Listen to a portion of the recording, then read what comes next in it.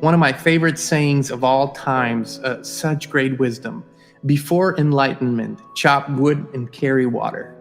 After enlightenment, chop wood and carry water, inspire tribe. We are close to a big global breakthrough, and that is true. Things are getting really loud on the outside. Not to go too deep into military jargon here, but in warfare, when the enemy gets really loud, that's a good sign that they're desperate. And out of desperation come really big mistakes. This is what we're seeing on the outside. We're seeing everything is being increased, everything is being intensified. The messaging is red alert, everything's really bad, everything's going in the wrong direction, fear, fear, fear.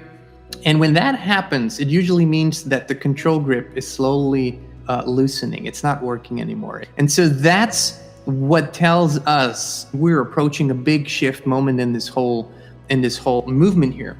So what we're currently seeing is heightened messaging on the outside, but on a consciousness level, we see a really, really cool shift. We see a really cool raising of consciousness.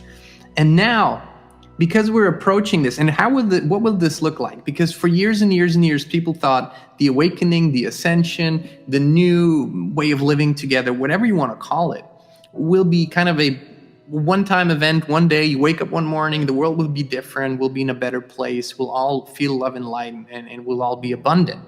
And I don't want to sound sarcastic, but no change that I've ever experienced was that sudden and intense in one moment. And the reason being, I think we couldn't perceive it. We couldn't really accept it. We couldn't acknowledge it if we didn't have the journey there. And so we had a good journey, and we had a few breakthrough moments too over the past months. We're not seeing it as clearly, but they're there. But we're approaching a bigger breakthrough. And in this bigger breakthrough, you will see certain behaviors and patterns that are gonna replicate and repeat and be presented all across the planet. What does this look like on a practical level? Because that's what's really interesting. We always approach things first from the energetic level, but then we go into how does this practically apply to our reality? And so what we will see is a movement of non-compliance to the highest levels, not just in the regular population. You will see a movement of non-compliance in law enforcement. You will see a movement of non-compliance in government structures. And this is something that's really important to remember. When in the past dictatorships or authoritarian regimes were ended, there was only a very, very short period, usually, of violence, if at all, that really led to that. What really leads to that is when people say, no, we're not doing it anymore. We're not participating anymore, because that is the greatest power that you have in the moment. It's not a greatest creative power. It's just withdrawing energy from one thing. And then what is the question? Where do we put our energy?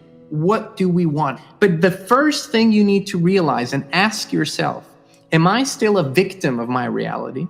Am I still a reactor to the reality, or am I a creator of reality? That's a choice. That is a choice. If you continue to be a victim of reality and just a reactor to outside happenings in the world, then nothing big's going to improve in your life, because you have not yet discovered your true power, that you are a co-creator in that reality. That's a really important question. For this coming breakthrough, we really need an awakening of the knowing that we are not victims, not reactors to reality, but we are creators of reality. Spirituality is only as good and as important in our lives as much as we can really apply it to our lives. So we're moving from theoretical understanding to practical application in our lives.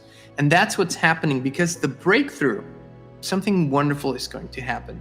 I know we all have this sinking feeling a lot of times when we wake up in the morning that it might be a beautiful day, but there's this layer of heaviness that is almost like a veil that is above our whole reality here on Earth. And I know that so many of us have been waiting all our lives to feel what it feels like when this veil is lifted, and when there's more a lightness to life, and when colors get more intense and sounds get more intense. And we're approaching this time. I can feel it. So many of us have been brought up in the belief that we cannot co-create our reality, that we are victims and reactors to reality, and that we need to just find a way to function in the current reality. But if we flip the script and realize we are the ones who are creating it, we can actually achieve great things. And that's what we've been doing on a collective scale over the past decades. And the moment is here. The moment of shifting is here. And those shifts will happen in all areas of society. It might look like everything's falling apart and everything's breaking apart and things don't function the way they used to, but that has to happen. It's called disruption. Nothing can change without disruption. Disruption is the moment when something comes to an end and something new begins, and that little phase in between, that's the disruptive process. We all have to get used to new things. We all have to create new thoughts, ideas, visions on how this is going to work. And this is the time where you do it. And this is what is required of us in this time, because when we say this big shift is coming, it also means we need to be ready for the period in between, and we need to have the vision, because the vision is what gets you through the moments when on the outside everything seems in chaos. So as things become chaotic, it's actually a sign of change. It's actually a sign of shift. And then we need to not buy into the idea that there are outside people who are going to tell us how this new reality looks like. It's us. It's our moment. It's not the moment of big organizations. It's not the moment of big government. It's not the moment of, any self-appointed guru who's going to go out there and tell the world how it's going to live and what this is going to look like. It's our moment where we get to co-create, where we get to align with our natural abilities and begin to develop our skills again. We have all skills we need, inside, outside, physical, spiritual, mental. And this is so important right now. If you're not dedicating your time to this, please begin doing it, because we're galloping towards this moment, and it's going to be a shift moment. But we need not just wait for it, hope for it, and react to whatever is happening. We need to create it. We need to take back our power and realize it's always been us. But we can be a passive reactor and a victim of our reality, or we can be the active creator, the thriver, the prosperer in our reality and of our reality. And that's a choice we all have to make now.